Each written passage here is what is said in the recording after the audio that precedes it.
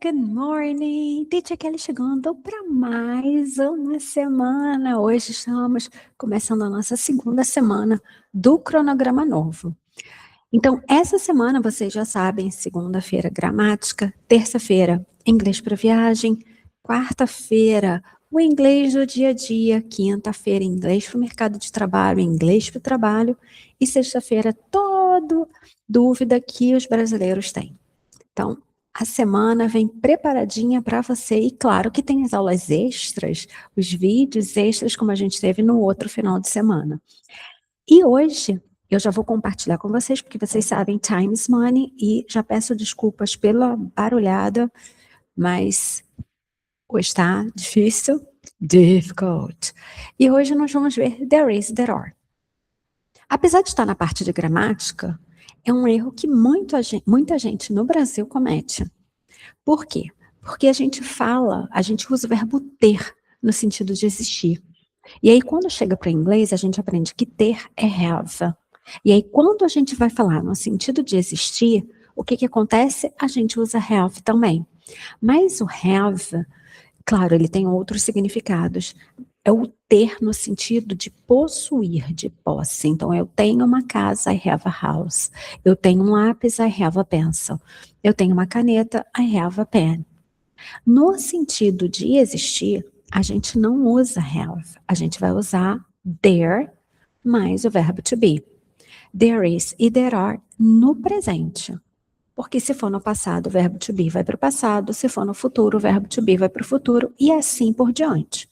Então, o que vai ser sempre conjugado, digamos assim, é o verbo to be. E como a gente está falando de existência no presente, there is, there are. Porque aí o verbo to be vai estar no presente. Ok? Deixa eu só abrir aqui meu Picture in Picture, que não abre mais sozinho, porque se a câmera desligar, eu consigo ver, né? Então, vamos lá. There is, there are. Nós usamos there is e there are para falar de algo que existe, que algo existe. Então, se eu falo assim, tem uma padaria perto do meu prédio.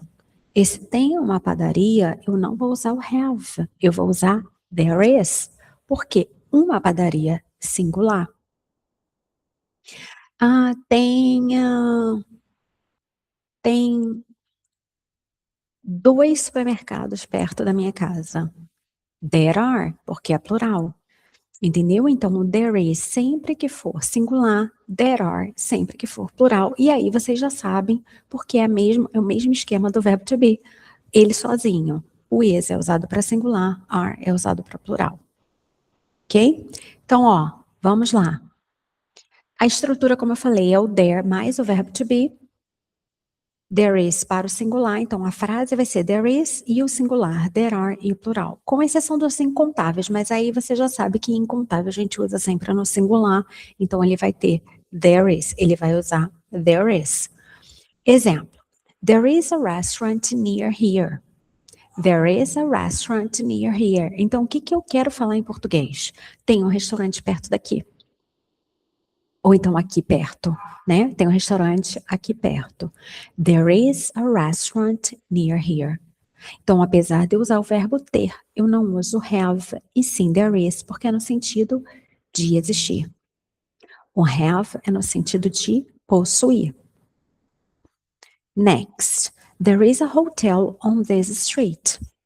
There is a hotel on this street. Tem um hotel nesta rua. There is, porque eu estou falando de um hotel. Se fossem hotéis, there are hotels on this street. Right? Next. Opa. There are many people here. There are many people here. Tem muitas pessoas aqui. O que a gente falaria se partisse do nosso raciocínio do português? Have. Have many people here. Have não é usado nesse contexto. There are many people here. Tem muitas pessoas aqui. There are 2 cafes. Olha, deixei com acento. Sorry. Near the hotel. Não tem o acento. Então, tem duas cafeterias.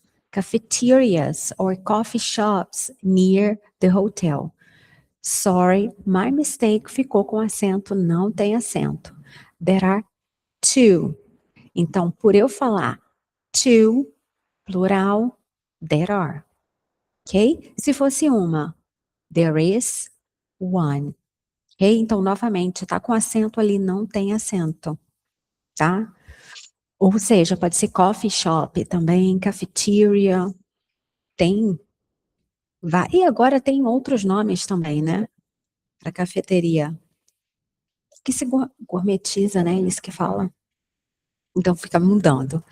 E aí, parte do princípio também para o negativo, como funciona o verbo to be sozinho. O verbo to be, ele é o principal e o auxiliar, né? Dependendo do tempo verbal que a gente usa. Ele é na afirmativa, é is, are. Na negativa, é is not, are not, que junta, vira isn't e aren't. E o mesmo funciona para o there. There isn't, there aren't. A negativa vai ser a mesma. Dentro do verbo to be, ele que sempre vai para a negação. E sempre vai funcionar da mesma maneira que ele sozinho.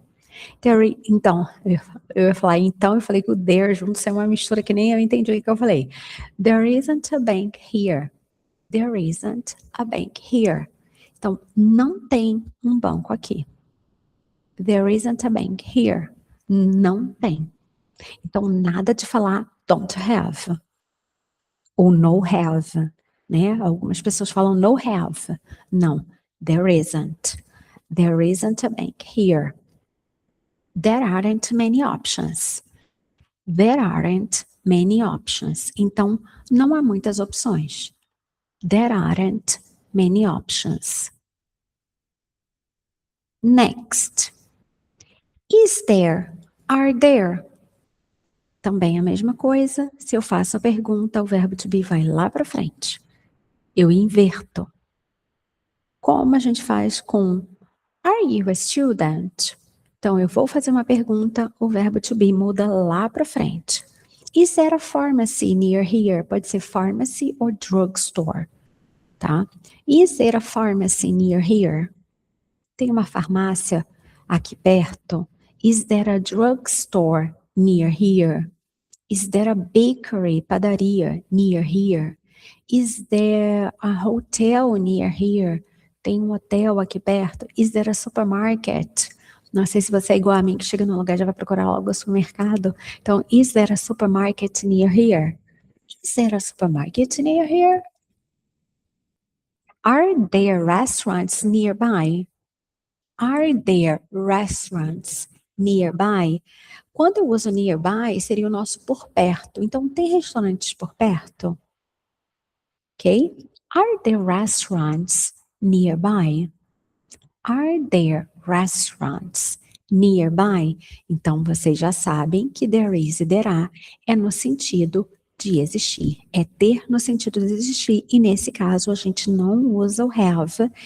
E por eu ter o verbo to be, ele vai entrar na negação, ele vai entrar na parte negativa, negando, ou ele vai inverter e vai lá para frente e vai fazer a pergunta. Ok? Yes? Então, deixa eu parar de compartilhar para que vocês me vejam grande. E essa semana a gente vem com uma live também. Por enquanto, só uma. Quer dizer, por enquanto, a princípio só essa semana. Mas tudo vai depender da agenda e da resposta de vocês. Se a resposta for muito boa, se vocês gostarem da live, a gente volta com mais lives. Se não, a gente permanece com uma e aí fica a nossa tradicional English a Long Time, que está um bom tempo paradinha. Então a gente volta com ela, ok? Esse foi o nosso English, ó, eu ia falar English a Long Time, nosso Grammar Made Simple de hoje, porque hoje é segunda-feira, Monday, it's Monday, mas amanhã a gente tem inglês para viagem, English for Travel. Você vai viajar? Volta amanhã. Não vai viajar? Volta amanhã, porque tem estrutura, tem gramática, tem vocabulário novo, e é sempre bom a gente aprender mais e ficar preparado, né? Porque nunca se sabe, você não vai viajar agora, mas vai que? Vai que você decide viajar. Então já fica prontinho, prontinha. Eu Te vejo amanhã. See you tomorrow. Deixa eu só parar aqui. See you tomorrow. Have a great week. Bye bye. See you.